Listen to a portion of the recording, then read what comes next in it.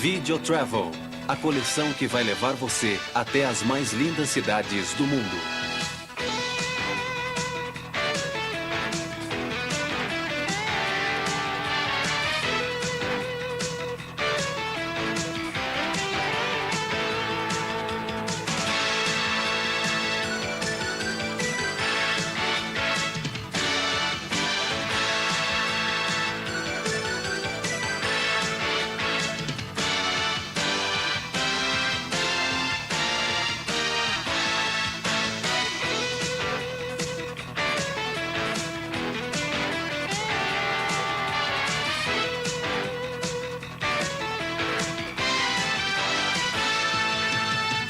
Lisboa.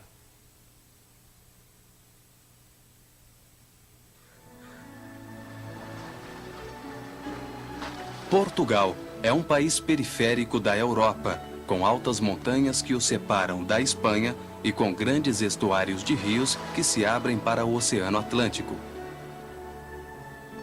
Esta peculiar posição geográfica impeliu os portugueses a procurar o seu destino através do mar. No fim do século XIV, este pequeno país de apenas 1 milhão de habitantes teve a coragem e a ousadia de lançar-se rumo ao desconhecido, com frágeis caravelas à procura de novos caminhos para navegar. O período áureo de Portugal dura 1 século e meio, até meados do século XVI. Naqueles anos, os navegadores portugueses descobrem o caminho para as Índias e para o Brasil. Nasce assim um império baseado no comércio e, posteriormente, na exploração das colônias. E Lisboa, a cidade sobre o estuário do Tejo, torna-se a mais rica e esplêndida cidade europeia da época.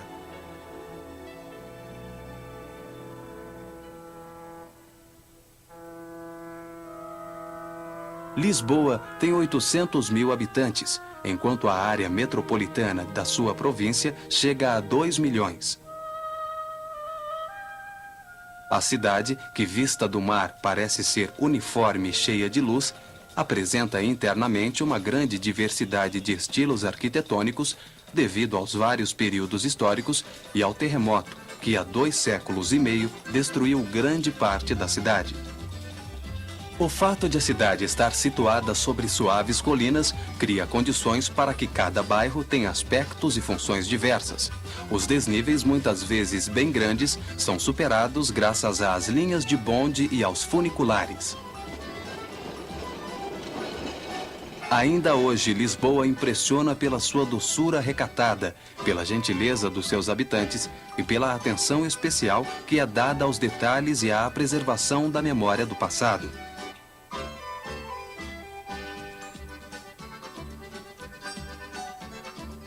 Um exemplo disto é esta escultura do escritor Fernando Pessoa, elegantemente inserida no contexto do Café Brasileira, do qual ele era frequentador habitual. Pessoa é um dos escritores mais importantes da literatura europeia deste século. A sua existência, assim como a de Portugal neste século, foi tranquila e sem grandes feitos. Ao abrigo de seu emprego em uma firma comercial, Pessoa viveu uma vida dupla de escritor e de trabalhador. O terremoto de 1755 foi fundamental para o urbanismo da cidade, pois a reconstrução que se seguiu foi feita de maneira racional, como nunca tinha sido feito anteriormente, o que deu a Lisboa um aspecto moderno para a época. Daquela catástrofe resta uma lembrança na igreja semidestruída do Carmo, que era uma das maiores igrejas góticas da cidade.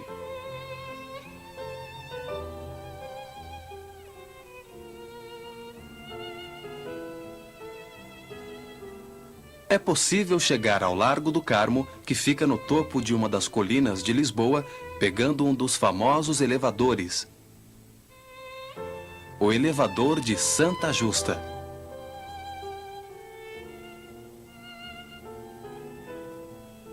Estes elevadores são uma agradável atração característica da cidade e oferecem subidas espetaculares em seus pequenos, confortáveis e charmosos bondinhos. Do alto do patamar superior, tem-se uma vista nítida dos bairros centrais, erguidos no século XVIII, e do conjunto labiríntico de Alfama, a parte mais antiga de Lisboa. A melodia do fado, passional e melancólica, sai das ruas estreitas do bairro antigo, de características árabes, que, assim como em uma casbah, se desenrola em um contínuo sobe e desce de vielas e casas grudadas umas às outras. Em Alfama, pode-se sentir fisicamente o passado árabe de Lisboa, um dos componentes do caráter português. Os edifícios que permaneceram intactos após o terremoto, talvez graças às suas formas e suas dimensões reduzidas, nos trazem de volta a imagem de Lisboa medieval. Sobre as origens do fado, que já era popular em Lisboa no fim do século passado, existem várias hipóteses. Alguns afirmam que sua origem é brasileira. Outros afirmam reconhecer no fado elementos árabes e até mesmo ciganos. É o canto da nostalgia e da saudade, que vem sido atribuído ora aos escravos, ora aos navegadores e aos emigrantes em terras distantes por necessidades econômicas.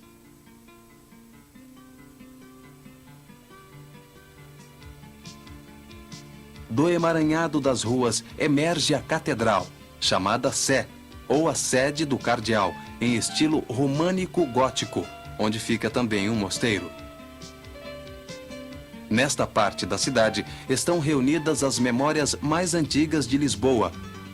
Ao lado da igreja estava o Teatro Romano, e onde está hoje a catedral, estava a Mesquita dos Mouros que dominaram a cidade. A catedral representa o monumento símbolo da vitória cristã contra os árabes, que ocorreu no século XII pelas mãos de Afonso Henriques, o fundador do Estado português.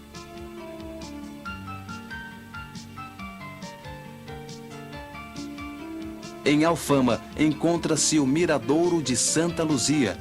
O mirante recebeu o nome de uma igrejinha literalmente forrada de azulejos. As famosas cerâmicas pintadas de azul, que são a especialidade do artesanato português. Na parte mais alta de Alfama fica o Castelo de São Jorge, construído pelos visigodos, transformado depois em forte pelos árabes e, por fim, modificado depois da conquista cristã. Dos seus muros e dos seus terraços, a vista se abre para toda a parte antiga de Lisboa e para o Tejo.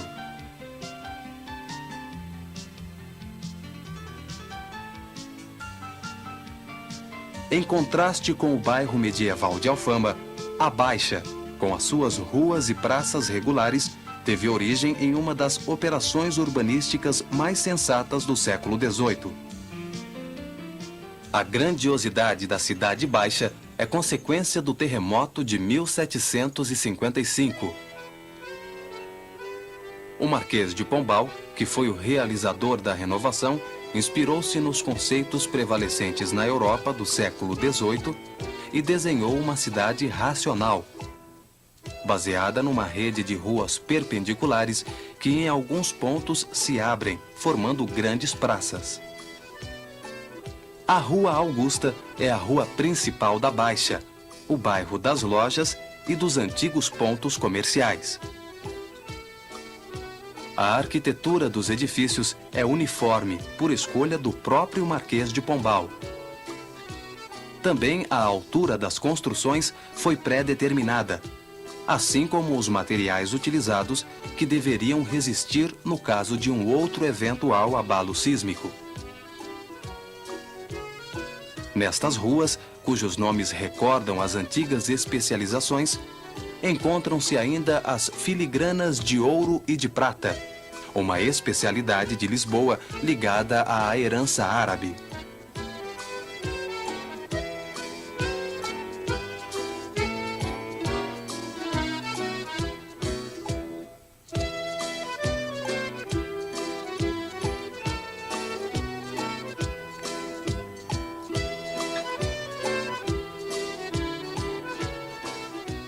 A Rua Augusta começa na Praça do Comércio, nas margens do Tejo e termina numa outra grande praça, Dom Pedro IV, conhecida como Rócio.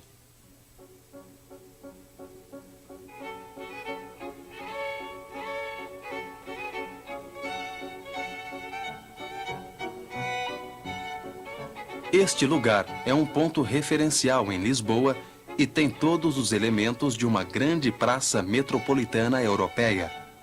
O monumento a um de seus reis, fontes alegóricas, um grande teatro que funciona como fachada monumental. Também aqui, como é comum em Lisboa, encontramos recantos discretos e elegantes, como o quiosque internacional em estilo Liberty e o Café Nicola. Do lado da praça, onde havia o Palácio da Inquisição, encontra-se hoje o Teatro Nacional Dona Maria. A estátua sobre o obelisco é a do rei Pedro IV, que dá nome à praça. O Rócio já existia na Idade Média, mas a sua forma atual data do século XVIII.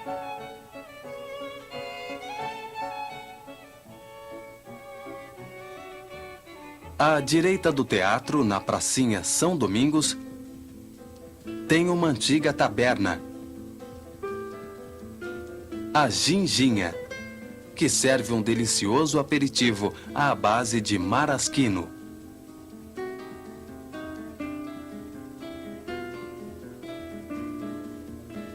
Do outro lado do Rócio, uma outra praça, quase idêntica à anterior, Praça da Figueira, com lojas e edifícios monumentais. Mesmo sendo o centro oficial da cidade, essa área consegue manter sua graça com o passar dos anos. Nas imediações, vemos um outro monumento típico da elegante arquitetura lisboeta. A Estação, um edifício dos fins do século XIX, que mais parece um palácio das Mil e Uma Noites.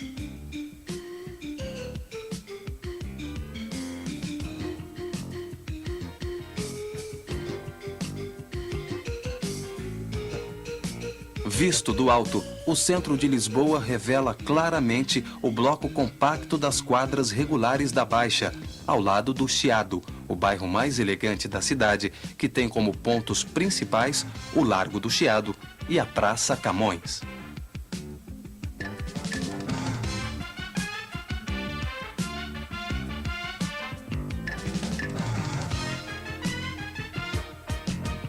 O sentido de todas as obras de reconstrução do centro de Lisboa fica evidente quando se olha a cidade do Tejo e se vê em primeiro plano aquela grande porta sobre a água, que é a Praça do Comércio, saída para todo o bairro da Baixa. Esta é uma das maiores praças da Europa.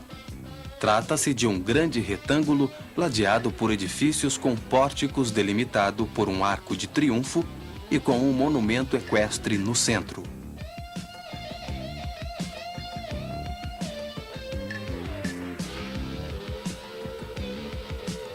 Uma verdadeira instituição é o restaurante Martinho da Arcada, cuja decoração é um pouco fora de moda.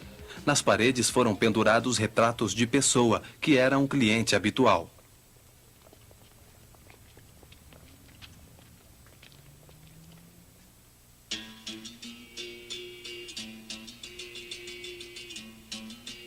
Os bondes coloridos permitem ver Lisboa de um modo especial, mas somente quando não se tem pressa.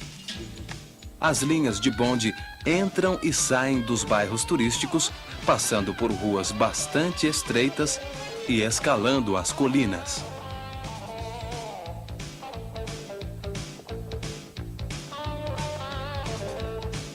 Além dos bondes chamados localmente elétricos, tem também os teleféricos brancos e amarelos, que permitem que se superem comodamente desníveis vertiginosos.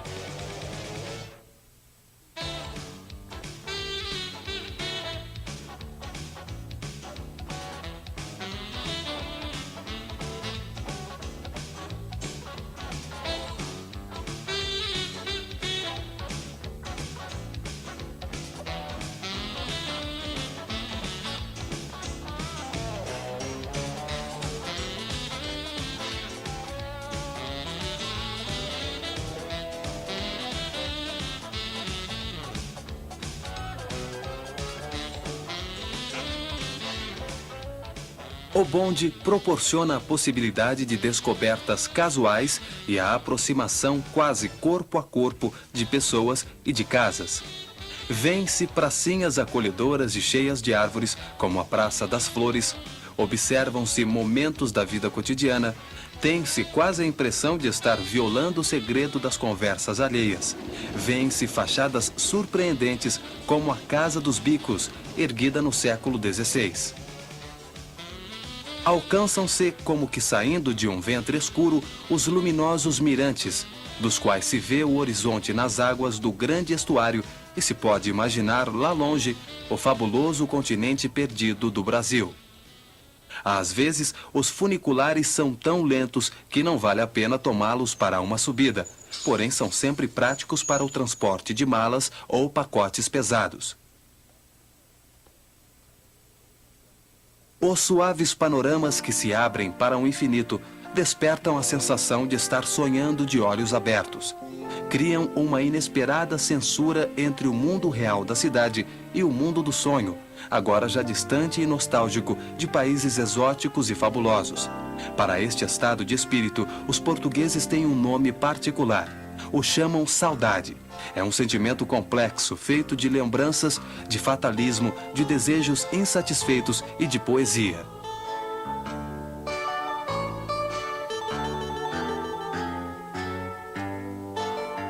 Um símbolo do passado opulento de Lisboa é o restaurante Tavares, fundado no século XVIII. Espelhos, cristais e ouro formam o cenário para verdadeiros festins gastronômicos.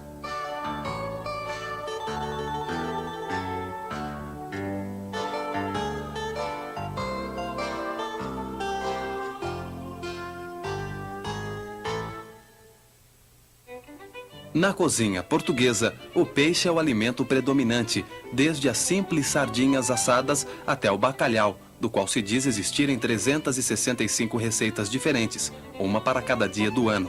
Sopas de peixe e de crustáceos, caldos à base de couve e salsicha, o leitão à portuguesa, servido com frutos do mar, e o arroz doce com leite e canela são alguns dos pratos típicos desta culinária, que é ao mesmo tempo da terra e do mar.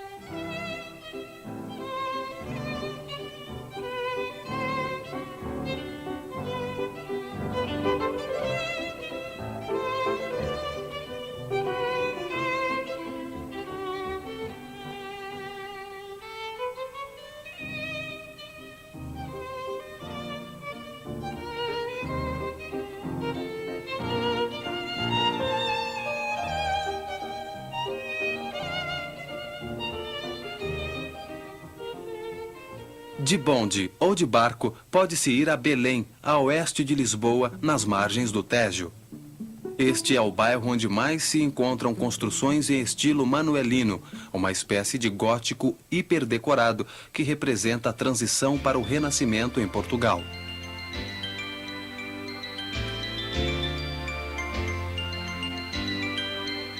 A Torre de Belém, ou jangada de pedra, como foi definida, é o símbolo mais evidente deste bairro.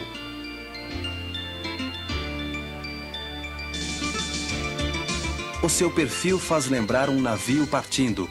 Os seus motivos ornamentais, baseados em cruzes, caravelas, nós e símbolos mouros, encerram as características típicas do temperamento português: religiosidade, espírito de aventura, amor pela pompa.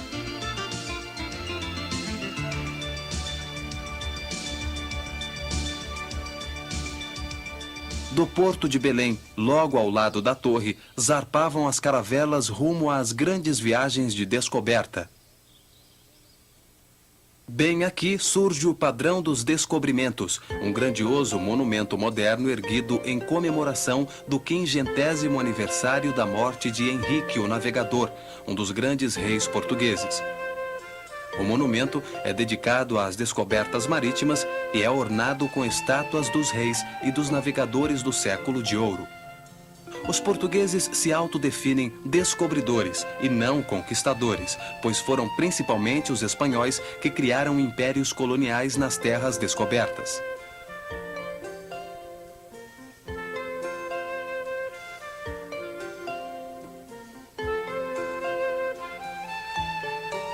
Belém é conhecida não somente por seus monumentos, mas também por certos deliciosos docinhos que podem ser degustados num lugar antigo e, como de costume, com uma atmosfera especial.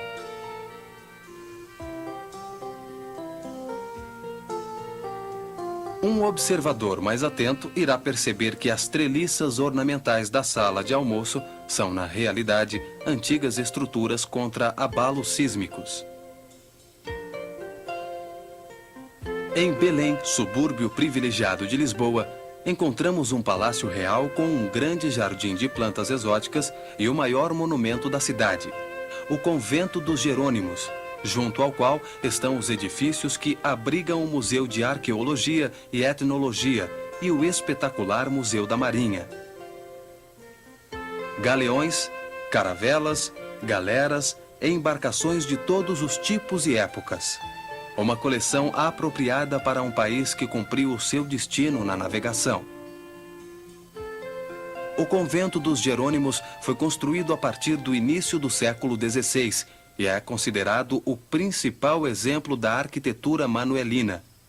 Dentro da igreja encontram-se as tumbas de Vasco da Gama, o navegador, e de Camões, o poeta nacional português, autor das Lusíadas, narração épica das viagens do próprio Vasco da Gama. O claustro é um quadrado de 55 metros de largura, delimitado por duas galerias sobrepostas. Aqui podemos admirar as delicadas perfurações do calcário e o requinte dos detalhes da decoração.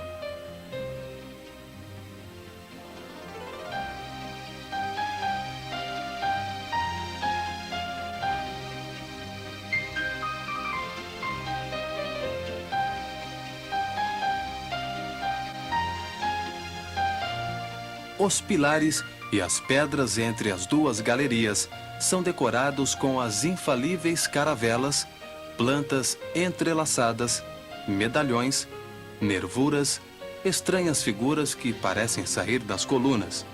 Uma verdadeira antologia da luxuosa arte manuelina, mas que no conjunto produz um efeito de sobriedade e até de uma certa austeridade. O moderno e o tradicional se entrelaçam.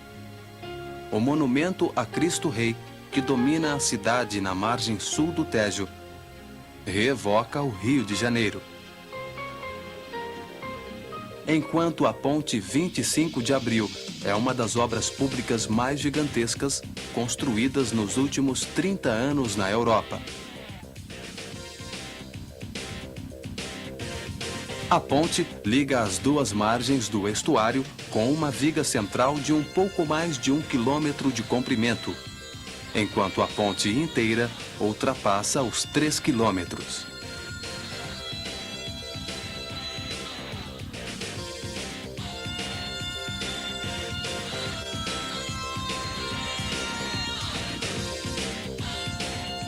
Lisboa está mudando de aspecto. O bairro popular de Amoreiras foi em grande parte demolido para dar lugar a um centro comercial em estilo pós-moderno.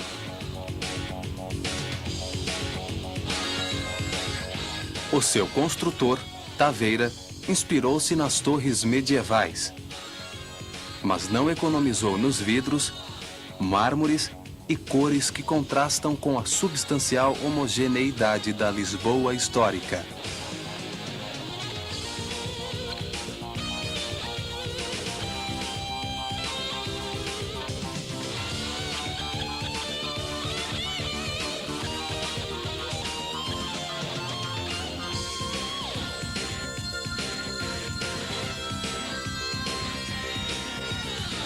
Um outro aspecto moderno de Lisboa é a Avenida da Liberdade, com 90 metros de largura, que liga a zona do Rócio à Praça do Marquês de Pombal, conhecida também como Rotunda.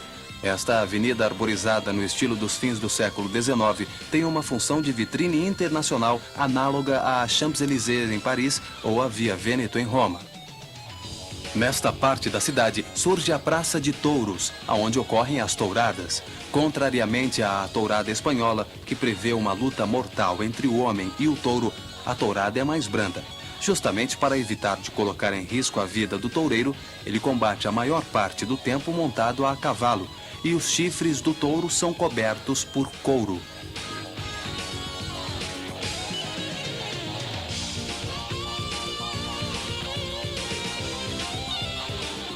O fausto de uma grande capital de um império colonial é particularmente evidente no Museu dos Coches, onde está a coleção de coches e carruagens reais dos últimos 4 séculos. Este amor pelo luxo e ornamento, amplificado na fase barroca, tem em sua origem uma característica árabe, que testemunha o longo período em que Portugal esteve sob o domínio dos mouros.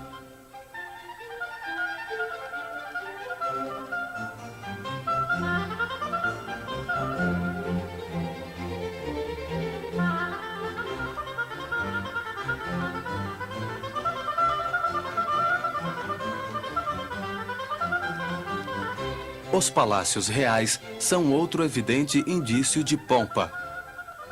Particularmente a pequena Versalhes portuguesa de Queluz, construída na metade do século XVIII, com uma grande abundância de jardins à francesa, espelhos de água, estátuas e azulejos.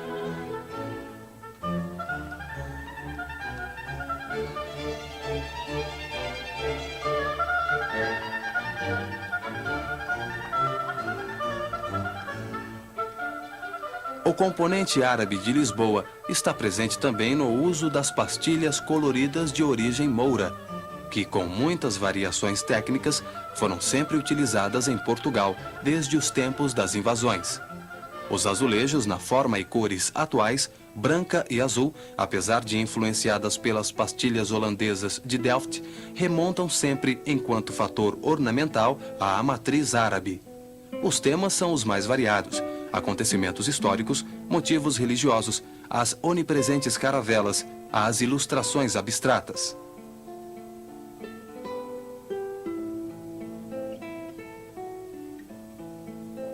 O claustro da Igreja Madre de Deus hospeda o Museu dos Azulejos, com exemplares que datam de 1300. Até mesmo o interior da igreja é adornado com pastilhas azuis que combinam surpreendentemente com os elementos dourados barrocos.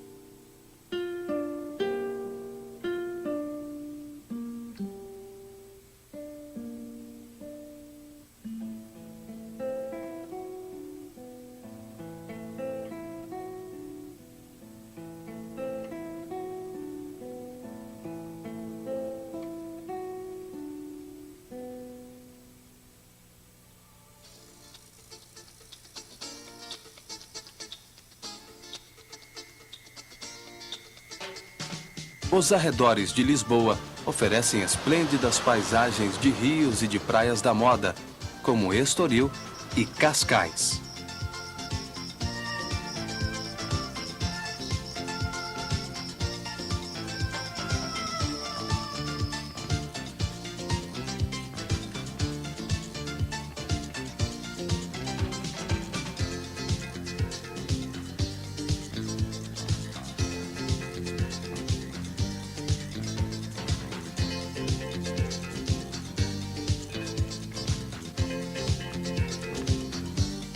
Mais ao norte, as vilas de pescadores ainda mostram cenas pitorescas da chegada dos barcos de pesca. No interior, sobre as colinas de Sintra, encontram-se 3 magníficas construções históricas: o Castelo dos Mouros, do qual restam apenas as ruínas, o Castelo da Pena e o Palácio Real. Este último é caracterizado por 2 monumentais chaminés cônicas, por pátios internos e por salas decoradas com esplêndidos azulejos.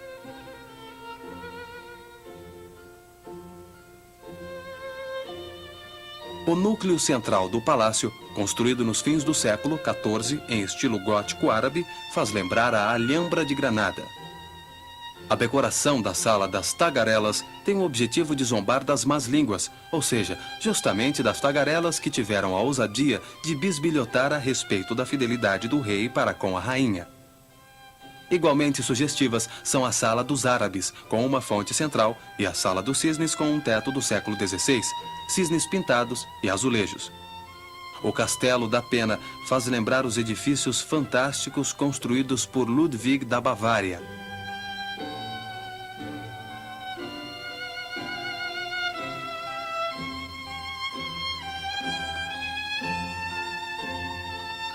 O estilo medieval do castelo é de fato obra de dois alemães, o marido da Rainha Maria e o seu arquiteto, que o construíram na metade do século XIX.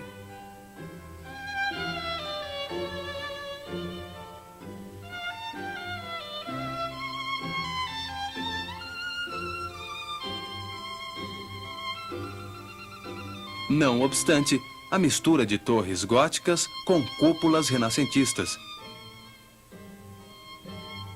de fantasias mouras com janelas manuelinas.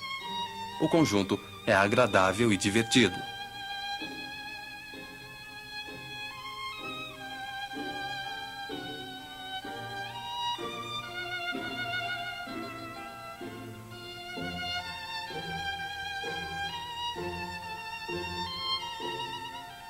A religiosidade portuguesa identifica-se com a Era das Descobertas, quando era importante levar o cristianismo às populações selvagens ou tidas como tal, mas ainda neste século continua sendo um elemento fundamental na vida deste país.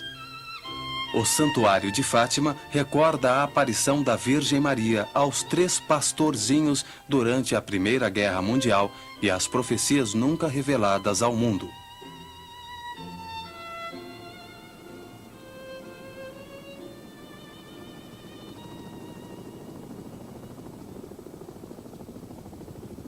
Os moinhos de vento caracterizam a paisagem ao norte de Lisboa, na região da Extremadura.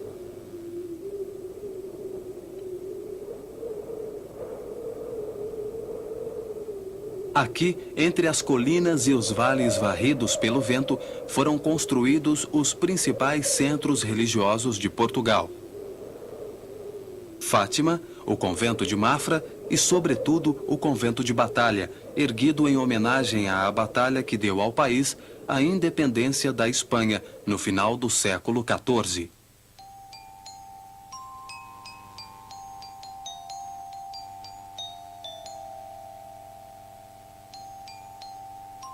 A igreja e o convento de Batalha, com suas torres e suas capelas, fazem lembrar certas catedrais inglesas. De fato, deviam agradar à rainha Felipa de Alencastro, que era justamente de origem inglesa. A capela do fundador, com uma cúpula octogonal, é circundada por arcos dentados. Em seu interior estão as tumbas do rei e de sua mulher, além das tumbas de outros reis portugueses. Atrás do ábside, um portal monumental conduz às capelas imperfeitas ou capelas inacabadas. Neste portal, considerado a obra-prima da arte manuelina, a pedra é trabalhada como se fosse uma renda. Os motivos geométricos ou florais se entrelaçam em diversos níveis, deixando perceber a influência decorativa do Extremo Oriente, que justamente naquela época estava sendo explorado.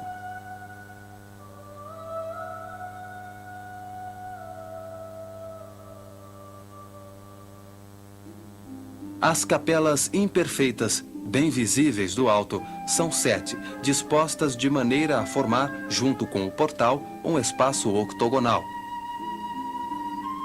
Este espaço vazio, que jamais foi coberto, sugere que somente o céu poderia ser seu verdadeiro telhado.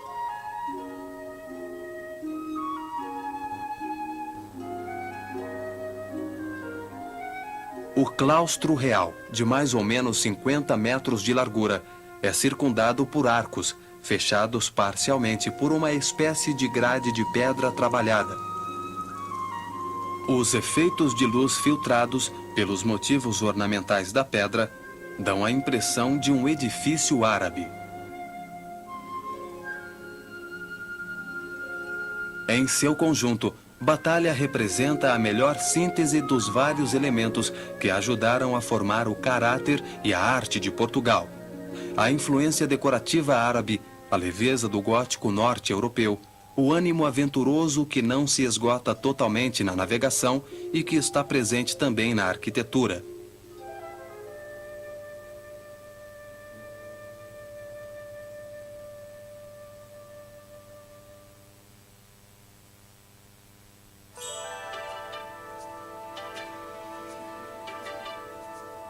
A costa de Lisboa, para além das badaladas praias de Estoril, Cascais e do Guincho, começa a ter íngremes desfiladeiros, como a Boca do Inferno, onde as ondas do oceano provocam redemoinhos colossais. E, enfim, termina no Cabo da Roca.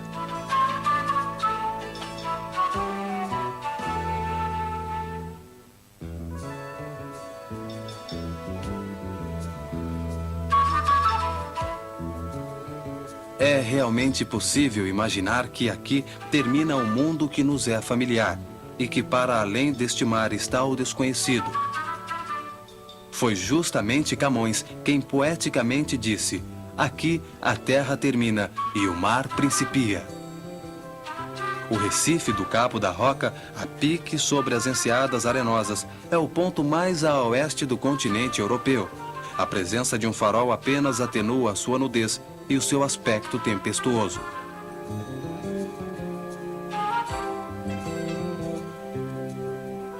Este calafrio diante da imensidão inexplorada transformou-se com o tempo em estímulo para partir.